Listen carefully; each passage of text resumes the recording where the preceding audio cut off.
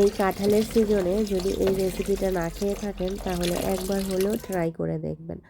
নমস্কার, বাঙালিয়ানা হেসেলে সবাইকে স্বাগতম।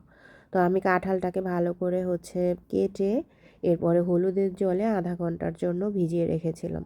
তো আধা ঘন্টা পরে ভালো করে ধুয়ে নিয়েছি। পরে চলে আসলাম কড়াই বসিয়ে দিয়ে এখন এটাকে হালকা সিদ্ধ করে নেব, বেশি সিদ্ধ করব না, জাস্ট গরম জলের মধ্যে একটু ভাপিয়ে নেব। তো এটা সিদ্ধ করা হয়ে গেলে এটাকে উঠিয়ে নিব। আর কাঁচা কাঁঠাল আসলে যেভাবেই খাই না কেন সেভাবেই আমার কাছে ভালো লাগে। তো আজকে একটু ভিন্নভাবেই তৈরি করব। তো এগুলো উঠানো শেষ। এখন চলে যাব পরবর্তী ধাপে।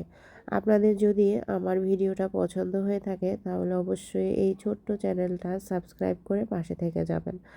তো কড়াই বসিয়ে দিয়েছি, এই পর্যায়ে দিয়ে দিচ্ছি তেল আর ছোট ছোট করে আলু কেটে নিয়েছি। তো তেলের মধ্যে এই আলুটাকে ভেজে নিব। এই পর্যায়ে এর মধ্যে দিয়ে দিব অল্প একটু পরিমাণে হলুদ আর লবণ। তো এই হলুদ লবণ দিয়ে আলুটাকে ভেজে নিব, একদম হালকা বাদামি কালার করে ভেজে নিচ্ছি। ভাজা হয়ে গেলে এগুলো এখন উঠিয়ে নিব। এই তেলের মধ্যেই আমি ওই যে সিদ্ধ করে রেখেছিলাম কাঁঠালগুলো সেগুলো দিয়ে দিলাম। এখন এটাকেও একটু হলুদ আর লবণ দিয়ে ভালো করে ভেজে নিব, একদম লাল লাল করে ভেজে নিব। আসলে ভিডিওতে সব কিছু দেখানো যায় না, মনে হচ্ছে যে খুব দ্রুত হয়ে যাচ্ছে। আর এর পিছনে যে কত কষ্ট যারা ভিডিও করে তারাই বলতে পারবে যে কষ্টটা কি পরিমাণ করতে হয়। তো এখানে 2টা ছোট সাইজের মুরগি নেওয়া হয়েছে। মুরগিগুলো বেশি বড় না, একদম ছোট সাইজের। তো 2টো মুরগি নিয়েছি। তো কড়াই বসিয়ে দিলাম, এর মধ্যে দিয়ে দিচ্ছি তেল আর পুরো রান্নাটা সরিষার তেলে। দিয়ে দিয়েছি পেঁয়াজ কুচি, এখানে প্রায় 1 বাটি পরিমাণে পেঁয়াজ কুচি। পেঁয়াজটা ভাজা হয়ে গেলে এর মধ্যে দিয়ে দিচ্ছি আদা বাটা। তো আদাটাও পেঁয়াজের সাথে ভেজে নেব। এখন দিয়ে দিচ্ছি কাঁচামরিচ বাটা আর রসুন বাটা। তো আমি এখানে বাটা রসুন দিয়েছি আর দিয়ে দিচ্ছি এখানে জিরা বাটা। তো সবগুলো মশলা একটু ভেজে নিব।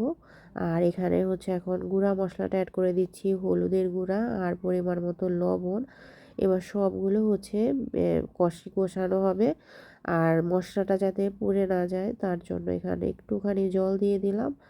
এবার সবগুলো ভালো করে কষিয়ে নেব। আর এখানে একদম অল্প পরিমাণে মরিচের গুঁড়াটা ব্যবহার করা হয়েছে। মরিচের গুঁড়াটা অনেক ঝাল, যার কারণে এখানে কাঁচা মরিচটাই ব্যবহার হচ্ছে বেশি। তো এখানে কতগুলো রসুন, প্রায় 1.5টার মতো রসুন আমি এখানে থেতো করে দিয়েছি। তো মশলাটা কষানো হয়ে গেলে এখন এই যে মুরগিটাকে দিয়ে ভালো করে কষিয়ে নেব। তো মুরগিটা কষানো মোটামুটি হয়ে গেলে এর মধ্যে দিয়ে দিব একটু মাংসের মশলা আর গরম মশলার গুঁড়ো। দুটাই একসাথে অ্যাড করা আছে, তো সেটা আমি দিয়ে দিলাম। এটা দেওয়ার পরে কিছুক্ষণ কষাবো। কষানো হয়ে গেলে এরপরে ভেজে রাখা প্রথমে আমি কাঁঠালটা দিয়ে দিয়েছি, কারণ এটা সিদ্ধ হতে একটু সময় লাগবে। এরপরে ভাজা আলুটা দিয়ে দিলাম। সবগুলো একসাথে অনেকক্ষণ কষাবো।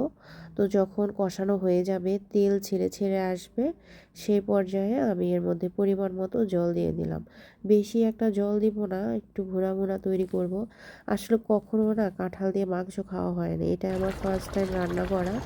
তো রান্না করে আমি সাকসেস হয়েছে, আমার কাছে খুব ভালো লেগেছে।